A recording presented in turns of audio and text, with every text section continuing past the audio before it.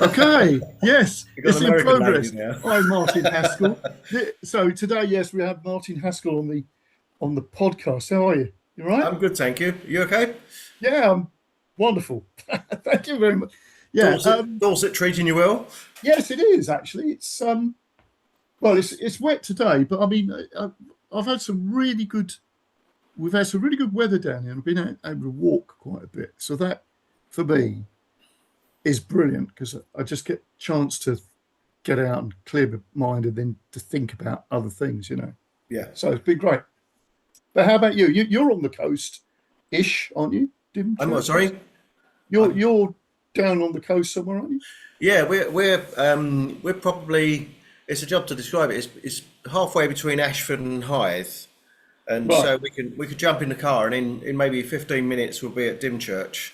Yeah. So we often go and walk the dog on the beach, and it's just really nice. We try and avoid weekends in the summer, Yeah. for obvious reasons, because it gets a bit crowded down there. But if it wasn't raining today, we sort of look, I'm not doing anything today. Let's take the dog down the beach. So we look at the tide tables and just wander off, and dog loves running around on the beach, and it's just really nice to be so close to the coast, as you Yeah, probably it aware. is.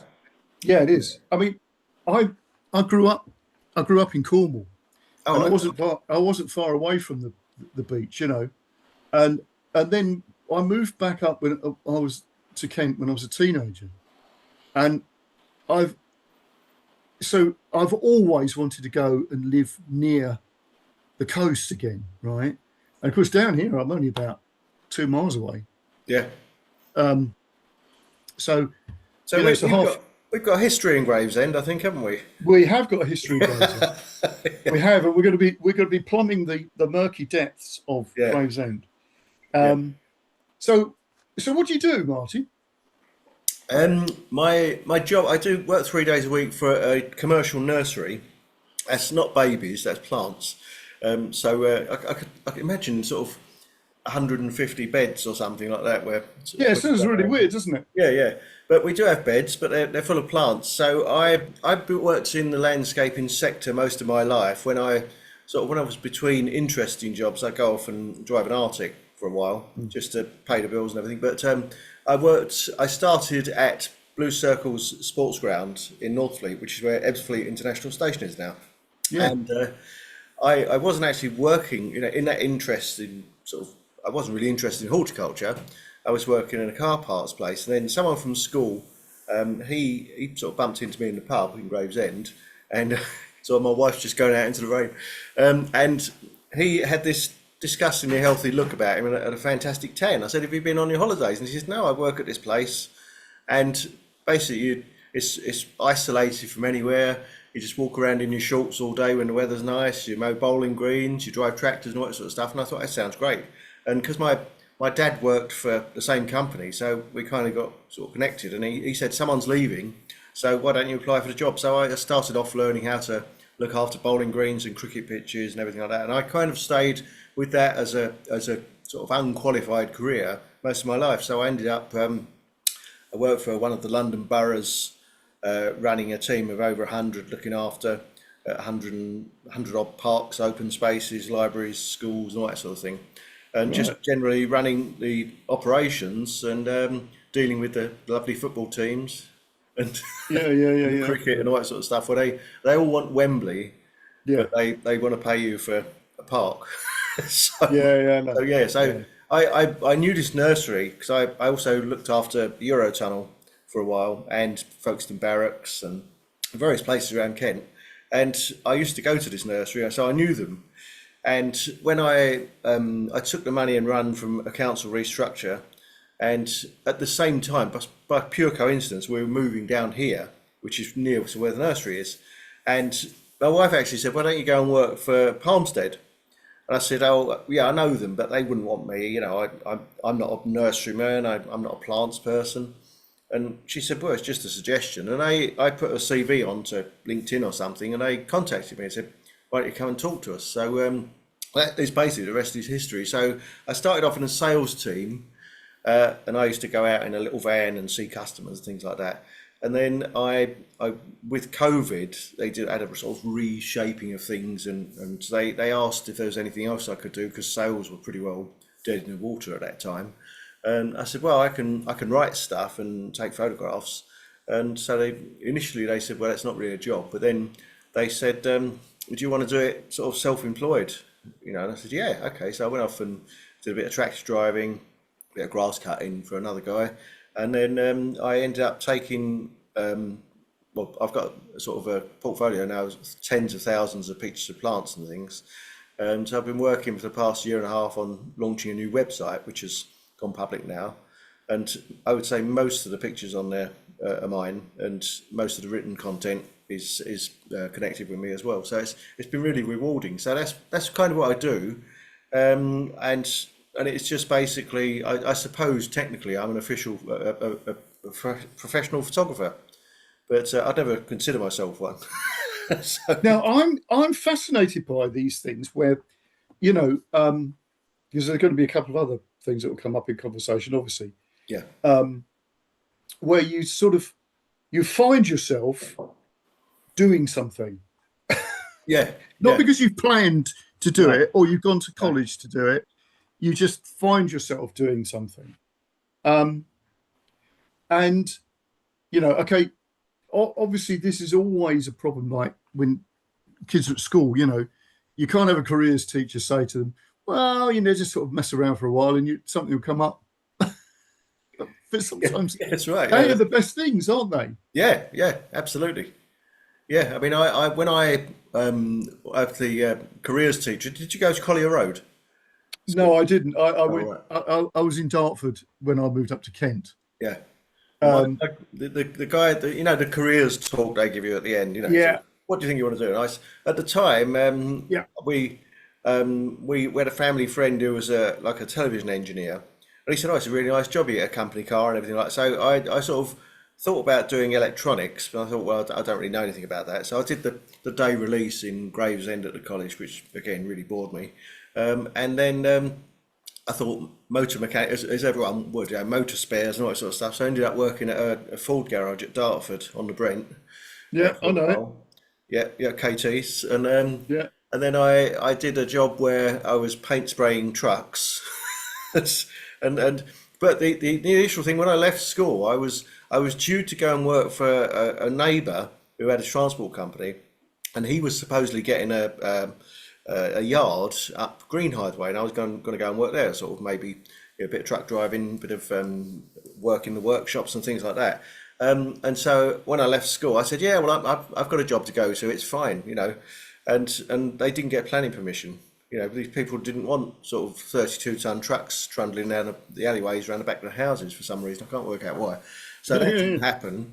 And Mind you, it was Greenlight. They would have had anything, surely, that's right, yeah. back in the day. And ironically, my son ended up working for a business in the same premises many Yeah. years later.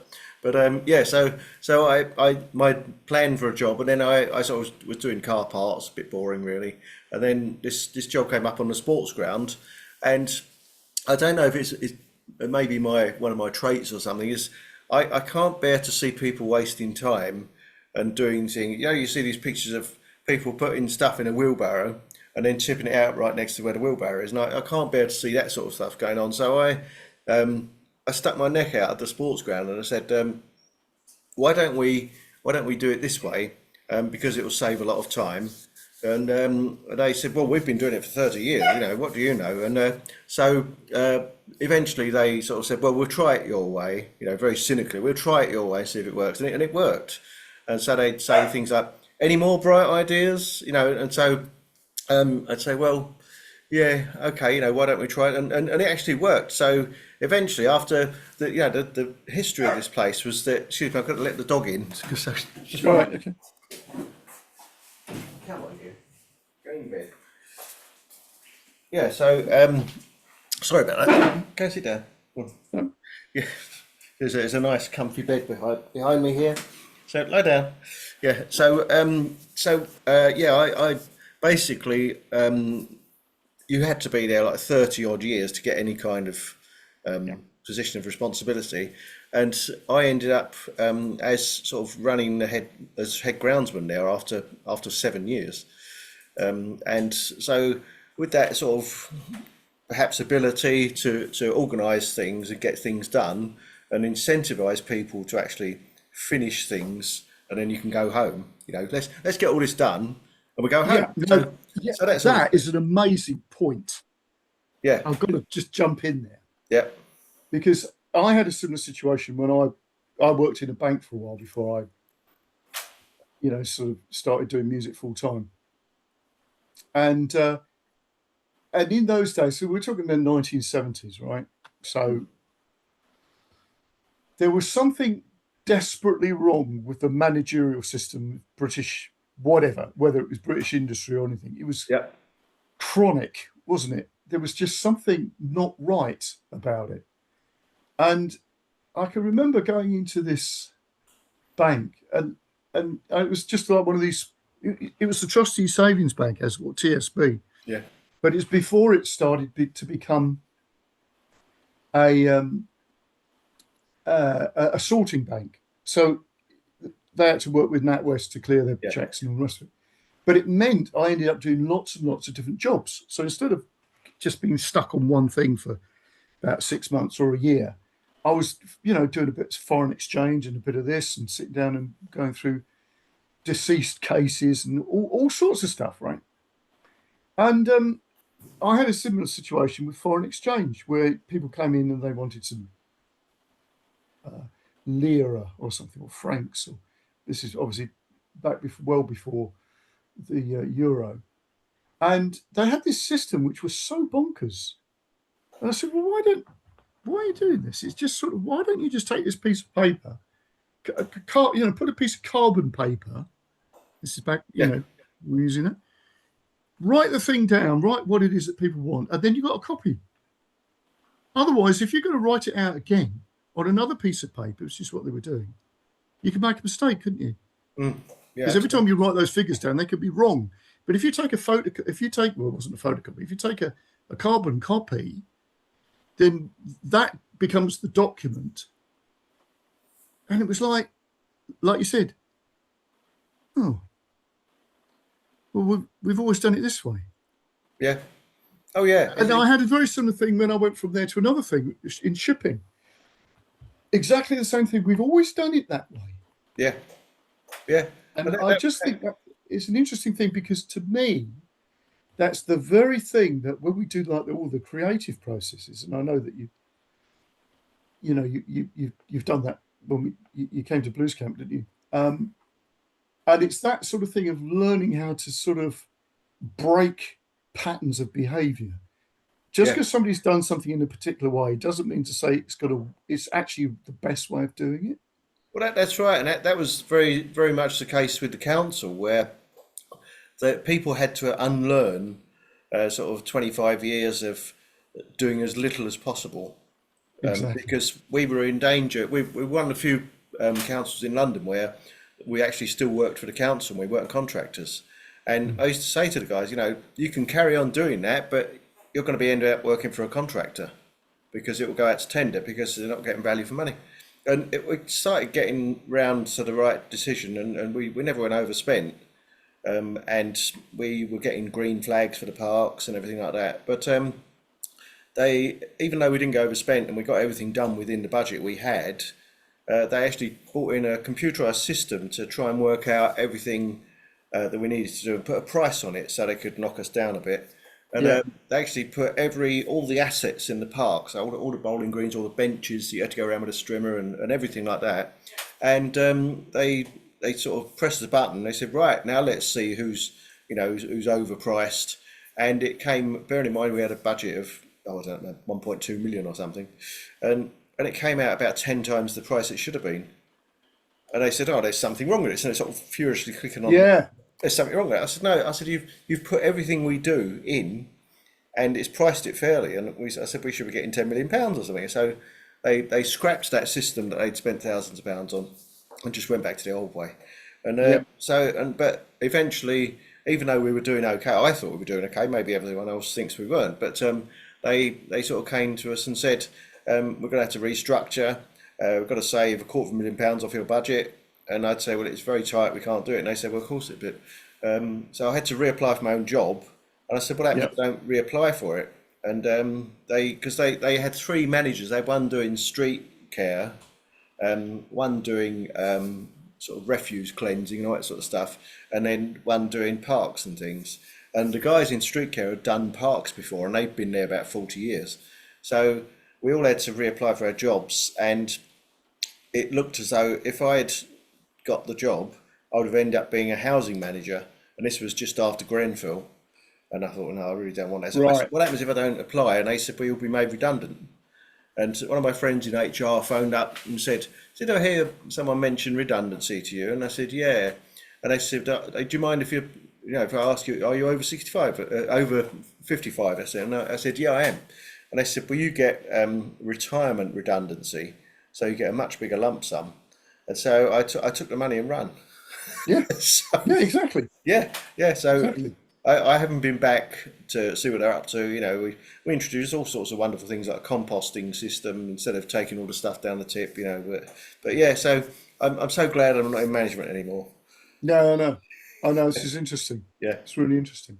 yeah, Now, you mentioned that we crossed paths in Gravesend. yeah, yeah. I don't know when. It was a long time ago. It was, wasn't it? Yeah, back in the last century. Yes, it was in the last century. Yeah. Absolutely. Now, why was that? Well, I think it was. So I used to go to loads of gigs in around Gravesend, Yeah, and, you and did. of course in London, all that sort of stuff. So it was Prince of Wales, the Red Lion, and just all the local places where they had gigs on. And so you'd go and see bands like Bravura and people like that. And so I knew Terry down the Red Lion. Used to go down there because I ended up living at the top of the lane that led down there on the Overcliff in Gravesend. And Yeah. so we could even walk down there from the house we were all. And but yeah, we used to all go down to the Red Lion, and this was even before they built a big hall on the side, which was Yeah. an Yeah. energy substation in those days. And so they'd actually put bands on in the pub In the pub. stage. Yeah. Yeah, yeah. So it was going back, I and remember it well. yeah, and Terry would say to me, "Yeah, we've got something right up your street coming in. We've got the Enid coming in." Yeah, yeah. I said, "Oh, great!" So we went and saw them, and went down in the sort of in the change rooms, met Robert John Godfrey, who's still is a great character, and my sisters. I got two older sisters, and they one day said, "We're fed up with sitting at home watching a Generation Game. We want to come out with you one Saturday night." I said, "Yeah, okay." So I picked them up, and they said, Where do you usually go?" I said, "Well, I usually go to the Collier Arms in Betsham for a drink, and then we'll go down the Red Lion and see what's happening down there." And we went down there, and I couldn't quite believe it myself. And Manfred Mann's Earth Band were playing in the Red Lion, and they're looking at me as if, "What?" And I said, "Yeah." And the guy on the door, do you remember the guy with all the hair on the door? And he said, "Oh, hello, Martin. Yeah, we've got Manfred Mann on tonight." And so just Terry said, "Hello, mate. How you doing?" And my sisters thought, this is incredible. And I thought, I didn't like to say that we don't usually have bands like Manfred Mann's Earth Band playing, or IQ, who are a sort of really big prog band now. We saw them years ago down there and had a chat with the lead singer, and it was just a great place to be, and still is. And I sort of fear for the Red Lion because they've built so many flats and things around it. But Yeah, yeah, I'm yeah. hoping Terry keeps up the good fight and keeps going down there. But Yeah, I've yeah. been down there for years. Now, this is interesting because we're talking about a period of time where you could see quite big bands in very small places, like you're saying, Red Yeah, Lion. But I saw Thin Lizzy at the Woodville Halls, yeah, right? And they were already big. yeah, They had they'd had a hit single. They had Vagabonds of the Western World, and obviously they weren't like mega big, but they were known. yeah, And you could go up to I think it was the Dutch House, wasn't it, on Bexley? Yeah, up top of the A20. Yeah, Yeah, yeah, and you could see, well, you could see Pink, well, you could see Deep Purple, and goodness knows what. It was incredible. yeah, And obviously bands like Motorhead, and there were, and then the thing that I've been sort of saying to a lot of the kids that I teach, that this idea of the mega stadium gigs, I said this is actually just such a small period of time, yeah, because you know it wasn't that long ago that the Stones were playing in little pubs, yeah, or the Beatles were playing in the Cavern Club or whatever.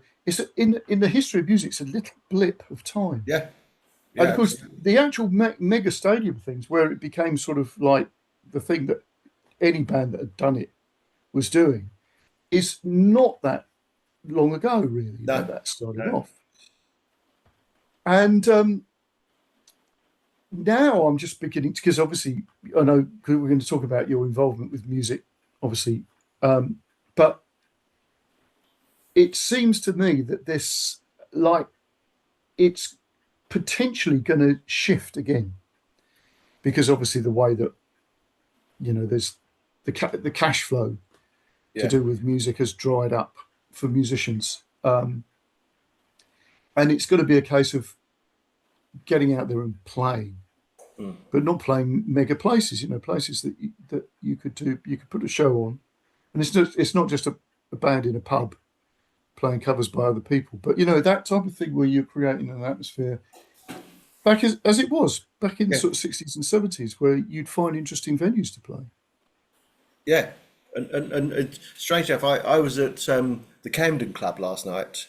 There was a double header with Pete Jones, Tiger Mothtails, who's absolutely amazing, and he's not only a brilliant musician, play anything, but he's very very funny as well, and he could be a stand up comedian if he wasn't sort of a musician.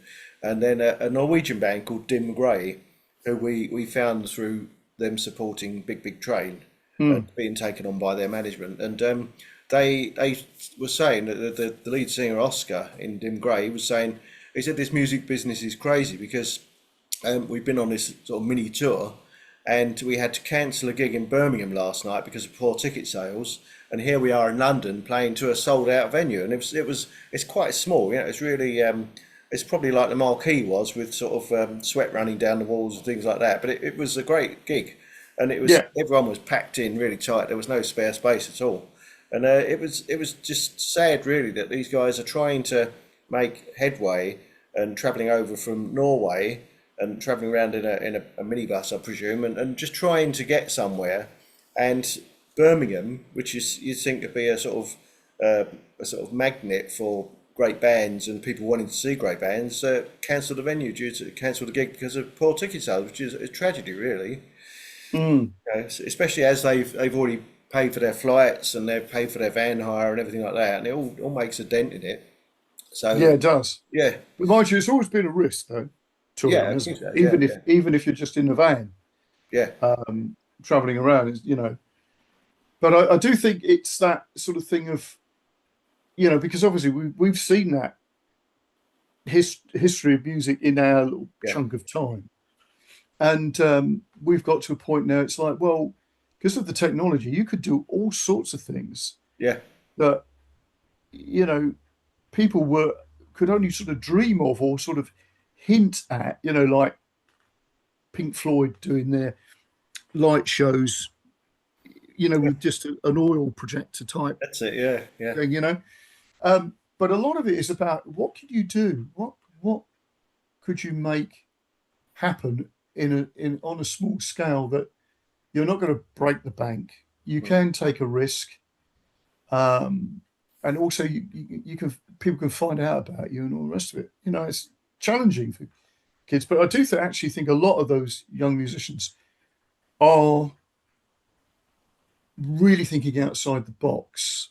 Um, there's um, there's a band called Man Woman Chainsaw, and right. they are a mixture of male and female musicians, and they come out of the Brit School. Yeah, And I know the keyboard player and violinist. Oh, sorry, keyboard player, and I think she sings. Yeah, she doesn't play violin. But she was at blues camp, Yeah. All right. Yeah. right? And that's just before I think she'd done her first year at Brit School. Anyway, they're doing a lot of stuff in America, and they're sort of like a punky sort of new wave sort of band, but they've got such an eclectic bunch of musicians, an amazing fiddle player, really couple of good guitar players, a female bass player who sings as well Yeah. at the same time. So they look really good, and they're very energetic. Done a lot of stuff, and it's almost like some of those acts. I don't want to call it luck, but it's sort of luck. But they can be catapulted from virtually nothing to a lot of exposure. And I was fortunate that there was a guy that I used to teach who's Adele's guitarist, All right. Yeah. and he met Adele at the Brit School, right? And he had a project on that I was sort of involved with, and he actually said to me, and it was amazing. They were winning loads of awards with this thing. It was like a sort of fiddle and guitar sort of thing, sort of like a Django Reinhardt, Yeah. Yeah. Stefan Grappelli sort of thing. And he said, "Look, there's somebody I want to do some stuff with." And he said, "She's an urban soul singer," and it was Adele, right? Yeah. And it went from the two of them going out and just doing a couple of gigs on their own, although they had a band that was effectively Brit School players. Yeah. And then somebody dropped out of a Jonathan Ross program. And on that day, she'd got this interview with on Radio 2 with Dermot O'Leary. And it was a Saturday, and I got in the car after I finished teaching. I turned the radio on, and I heard this guitar playing, and I thought, that sounds like me. It was so surreal. And I thought, who is that? And it was Ben, this pupil of mine, right? Yeah. And they were doing a Sam Cooke number. And he was using all these sort of blues tricks, And of course it was Adele and him doing this thing. Yeah. Anyway, I was like, wow, that's amazing. And then in the evening, I watched Jonathan Ross, and they were on Jonathan Ross's program on the same day. Yeah. Fantastic. And it just suddenly clicks. And it suddenly clicks. Yeah. And, I think that's the thing is how you can't engineer that, but, sometimes you have to create the connections, don't you? Yeah. Your interest. Sorry, I read a lot in biographies of musicians and people who've made it, and there seems to be a definite sort of turning point where they're either living in someone's spare room and eating beans on toast and haven't got any money to buy any tea bags, and then suddenly they get this break, like someone dropping out of something, and then suddenly it's how many Rolls Royces should we buy this week? So exactly. Those sort of sliding door moments, right? Yeah. And it's interesting doing these interviews, and I've spoken to a lot of really well-known players, and not just those, artists and storytellers and people who write books and things, and it's frequent where they get these very strange meetings with people. They bump into somebody they haven't seen for 5 years in the middle of a street in London. And neither of them live in London. Yeah. And one of them says, "Oh, I was thinking about you. There's this, there's a vacancy in a band that's just doing this stuff." It's that type of thing. And it's so common. Yeah. It's not common in their life, so they don't really think it's very unusual. But when you interview a lot of people, like you're saying, you read Yeah. these biographies, that you think, well, it's not uncommon. Mm. Those Yeah. sort of those you know moments of pivotal change. Yeah, there was a couple of guys when we were involved in Maidstone Festival, River Festival, and Festival Radio.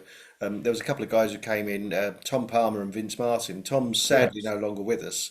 Tom. Yeah, I know Tom Vince, Palmer. Vince, he got very disillusioned with the music business, and understandably, and he got his yacht masters and went off to go sailing, and and stopped doing music basically. And then a few months ago actually, we went down to the West Country, and we were supposed to get a boat trip from Mousehole and go round St Michael's Mount.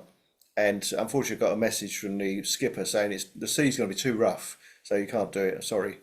But we went to stay with a friend of ours in Devon, and she said, "Not to worry, I've booked us on a boat trip from Ilfracombe Harbour, so we'll go out to sea, you know." And so I said, "Okay, yeah." So we went to Ilfracombe and had a look around the shops, and then we said it's time to get on the boat.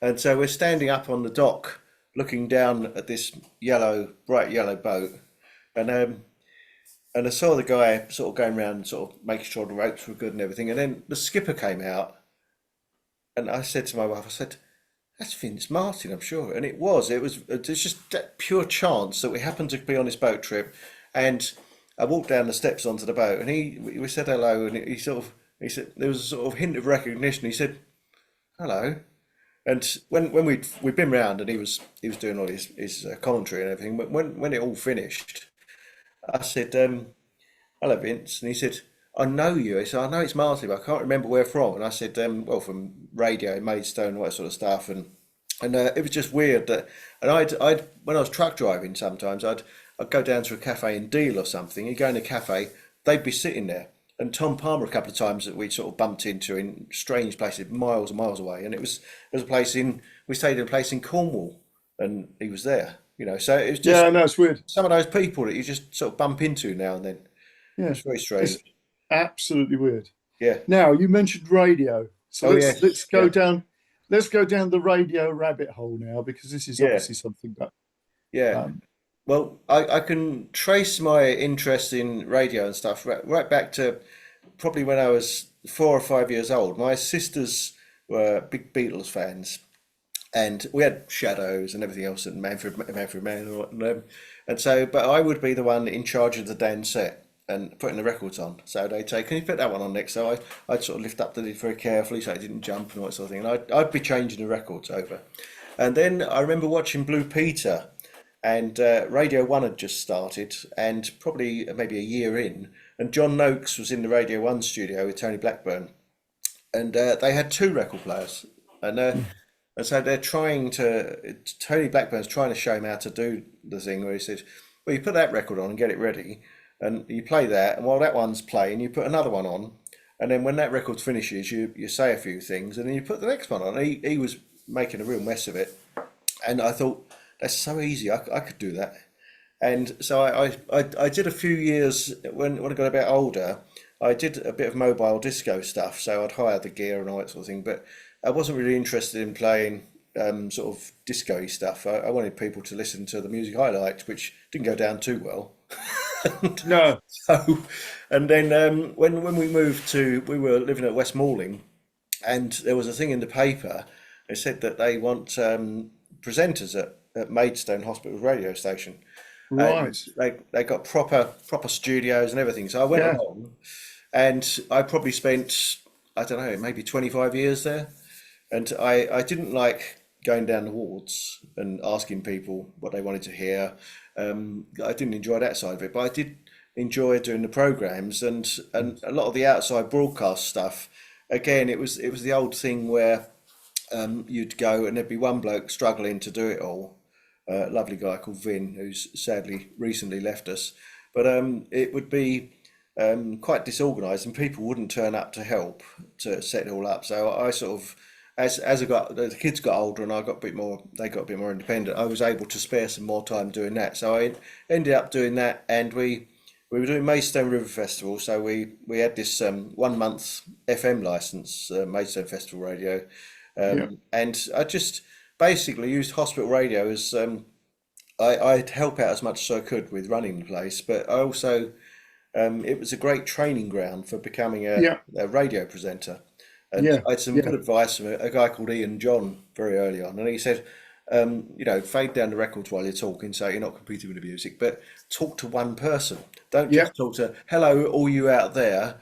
This Yeah. is me on the radio. So it's just talking to one person. So, and it kind of went that when you heard that someone had a local sort of license for community radio and things like that, I was really excited and used to think I could go and I'd love to go and do that. And they got a proper radio studio, but I found that the music that was being played, which was like chart stuff, Mm. and there was no real structure or no real feel to what they were doing. And of course, you'd interrupt the music to talk about a traffic jam on the high street or a church jumble sale, or the Mm. mayor was coming in to talk about something. And it's great community radio, but I didn't think it was for me. So I kind of lost interest in doing community radio. And then someone got in touch with about an internet radio station. So I did that for a while.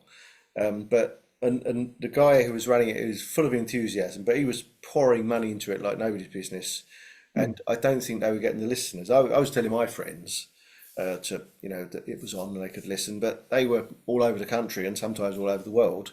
So it wasn't really a community station.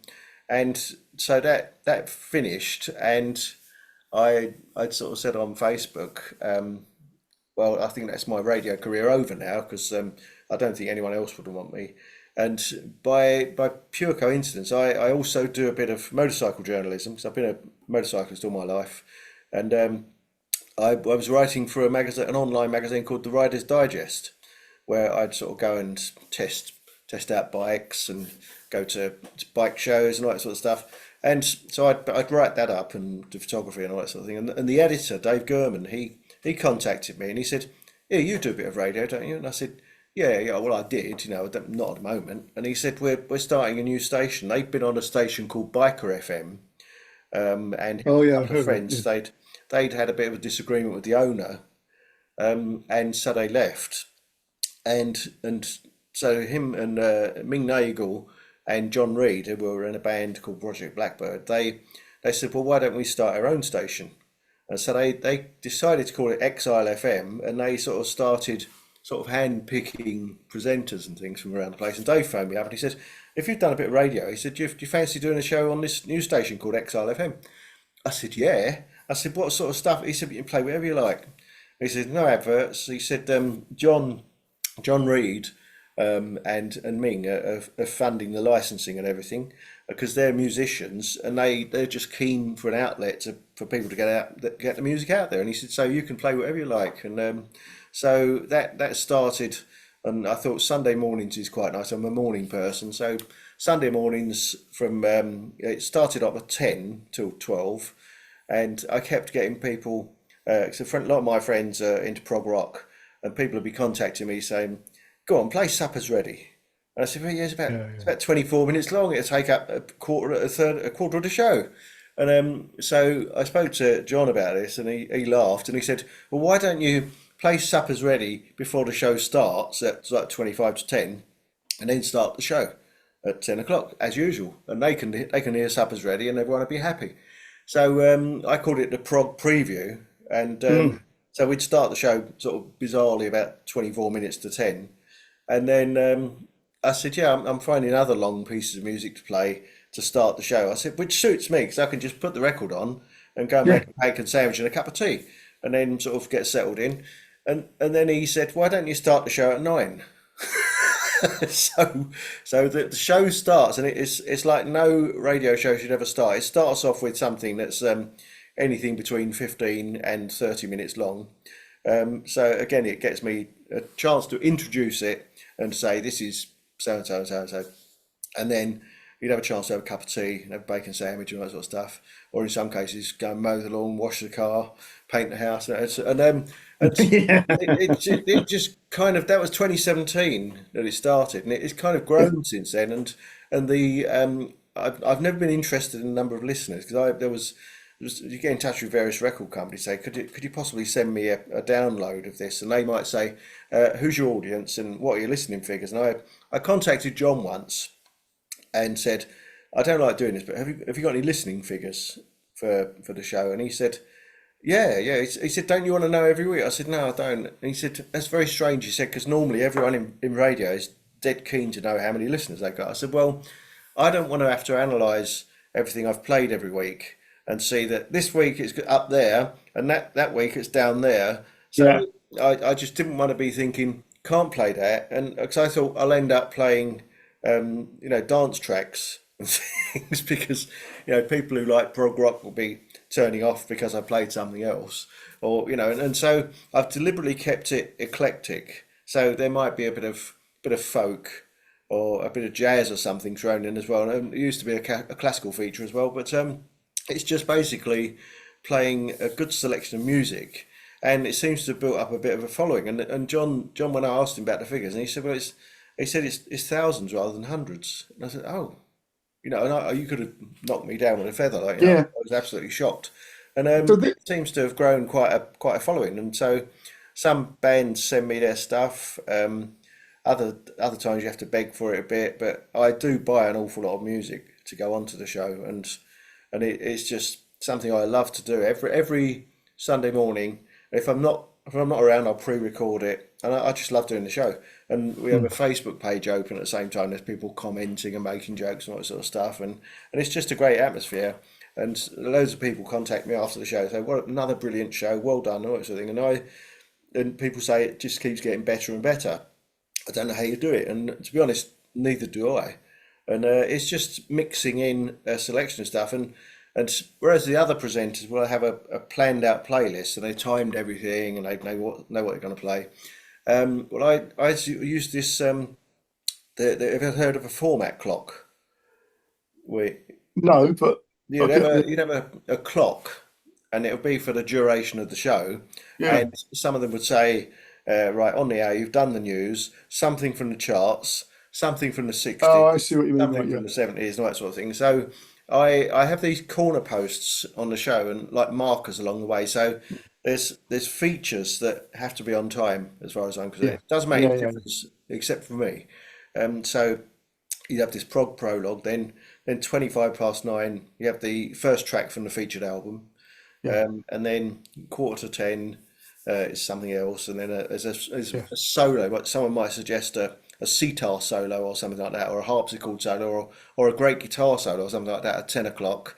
And then I have a segue section where I find two songs that fit together really well. And then there's this awful quiz called the Rocket Three, which people claim to hate but seem to love it, where you play three songs with some sort of connection, and people sort of guess during the show, and then 11:30 you reveal the answers. And then there's another section called Live at 11, where I play three tracks from a live album, and it just sort of trundles along like that. So I know certain points of what I'm going to play, but the rest of it, I don't plan what I'm going to play, and I'll just play something. And unlike a lot of DJs, I'm listening to the music. And I think this sounds a bit like that. I know what will go well after this. And sometimes it's a similar kind of thing, and other times it's something completely different. So and it just seems to work somehow. And so there's, like I said, there's gaps all the way through, and I just make them up as I go along. Some people might say, "Can you play so and so for me?" So if I've got it, I'll stick it on. And like, so we had this week, we had someone who's getting married. Someone I've known for several years is getting married. So played them a song by Jerry Rafferty, and it's they played a bit of the Unthanks, which is a folk sort of harmony group who I went Yeah. to see the other night. And it might be Spires and Bowden or Bella Head, or like I say, a bit of jazz, bit of Neil Cowley or something like that. And but usually there's a good sprinkling of prog and some pop classics where the people have said, "Wow, I haven't heard this for years. I must have dig this out and play it again." And new music, people send new music in, and so I sort of play all sorts of stuff, and if you ask me what I'm going to play next week, I've got an idea about the featured album, which is going to be Peter Gabriel, Shaking the Tree. But aside from that, we're going to have Kate Bush from a Aerial album to start the show with. That's going to be about 20, 25 minutes long. But the rest of it, I haven't really worked out yet. And that'll Yeah. probably start happening about Friday. So this is interesting. Is that the whole bunch of things you meant? Obviously, I'll take you back to the thing you said about hospital radio. Yeah. That used to be the training ground for radio, didn't it? I Yes. mean, Yeah. that absolutely was. If you wanted to be involved in radio, that was the first port of call. Just like being an actor and being in rep, really. Yeah. Yeah. Um, and But the interesting thing is because you've alluded to the fact that you've always been interested in music, Yeah. and what you're saying about the radio programs shows how wide your interest is, and of course that takes years of listening, doesn't it? To Yeah. get that, Yeah. you know, um, and I think this is interesting that we've again radio is another one of those things that it sort of seems to have fared a little bit better than TV in many Yeah. respects. Um, Whereas TV's become a little bit like, unless you've got a real cracking program on, it starts to become a little bit obvious. Well, mind you, there's a lot of radio that's obvious, as you say. Yeah. It's Yeah. set formulas, but with sort of internet radio and people who, and I think this is another important point that you said. If you're not concerned with the numbers, you can choose what you want. Yeah. And if you are concerned with the numbers, it becomes more formulaic. Yeah. And this is definitely the thing with podcasting, Yes. right?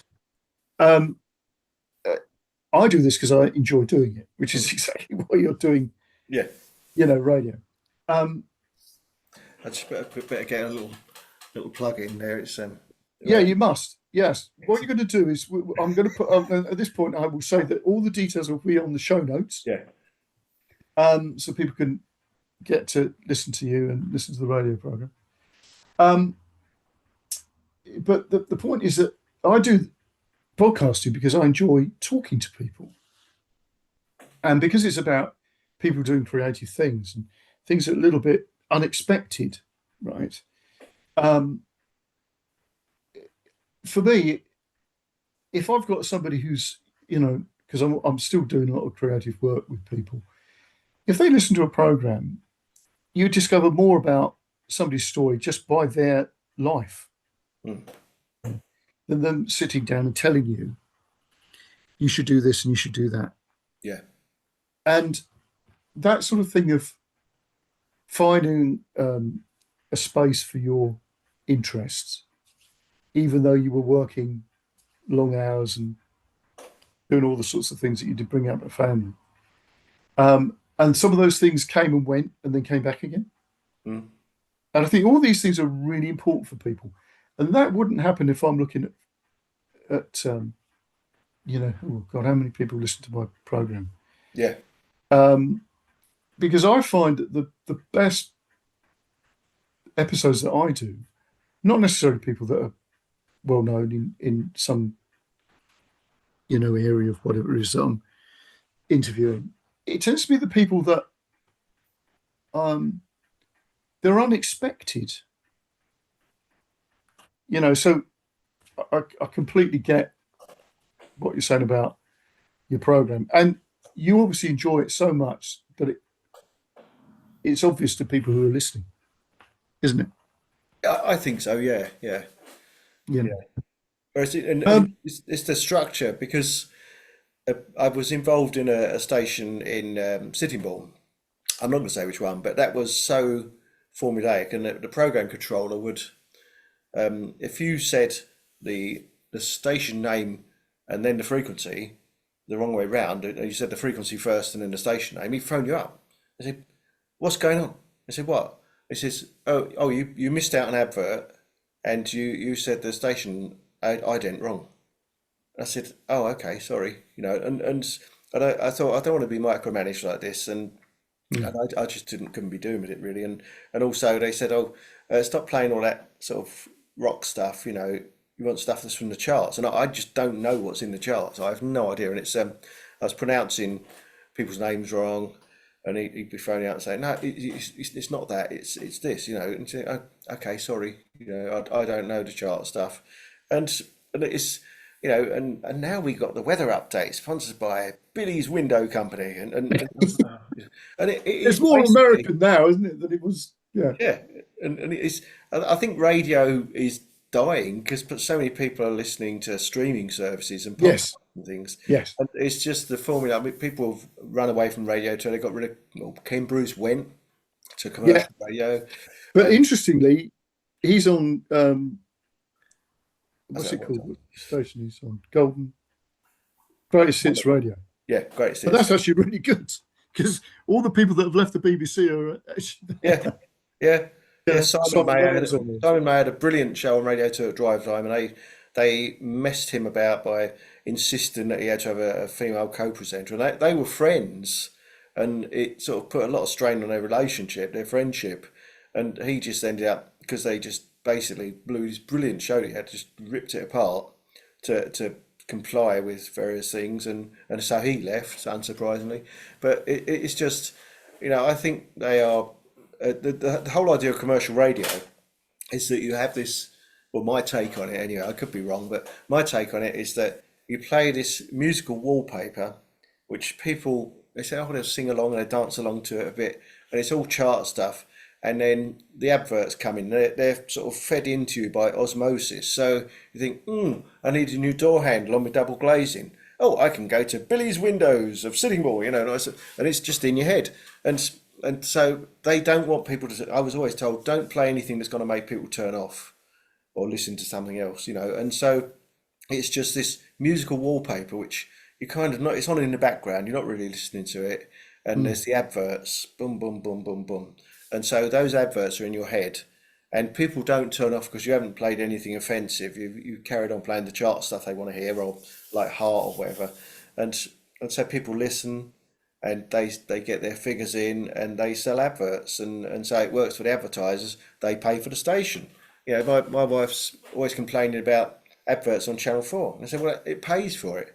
You try and watch something on Channel 4 online or something, and you've got like 3 or 4 minutes of adverts before you can actually watch the thing. Mm. So, and we don't like that, but we understand that's what pays for the station. It costs a lot of money to run a TV station or a radio station, and that's got to be paid for. Whereas I'm eternally grateful for John Reed and Ming and Dave for inviting me to Exile FM, and John was he was part of the specials for many years. He played trumpet and bass and occasionally percussion, and he's still very active, sort of playing in bands and things.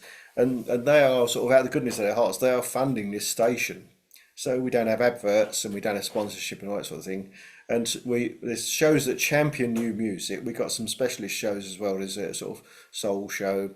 There's a dance party on Friday nights, and it's just fantastic stuff. And Dave on Sunday nights, he plays some really amazing tunes. But the trouble is, by the time he comes on, I'm usually asleep. So, Yeah, I know. I know the feeling. yeah. Yeah, yeah, yeah. Yeah. No, that's amazing.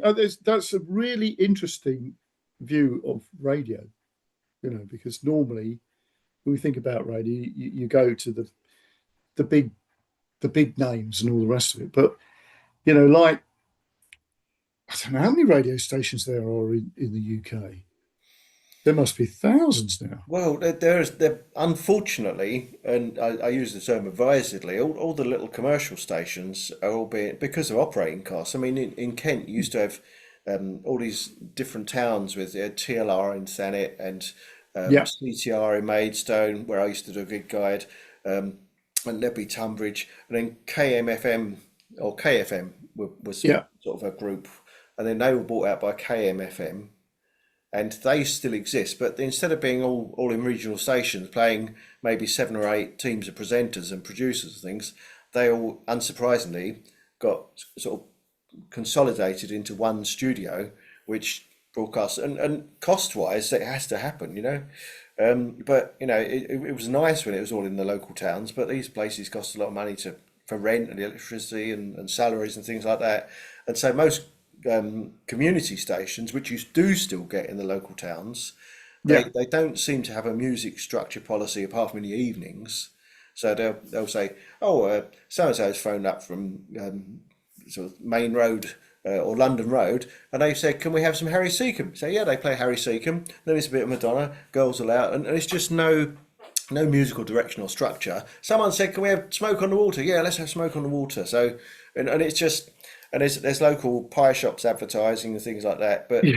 and they've got the mayor in to talk about a firework display or something, and it's great for if you want to hear what's going on, but Yes. that's not what I'm for me, and it sounds corny, but for me it's really all about the music, and I tend to play three songs at a time, and I have to talk then after three songs because that's we run on PRS PPL guidelines, Yeah. which we sort of pretty have to stick to, and so you can only play like three tracks from one album, but you can play four tracks from one artist in a 3 hour period. So we Right. stick pretty rigidly by that.